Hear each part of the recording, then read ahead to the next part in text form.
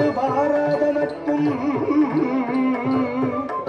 கன்றாத வளமையும் குன்றாத இளமையும் கழுப்பினியிலாத உடலும் சலியாத மனமும் அன்பு அகலாத மனைவியும் தவறாத சந்தானமும் தாழாத கீர்த்தியும் மாறாத வார்த்தையும்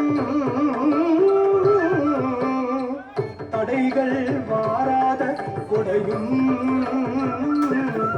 தொலையாத நிதியமும் கோணாத கோலும் ஒரு துன்பமில்லாத வாழ்வும்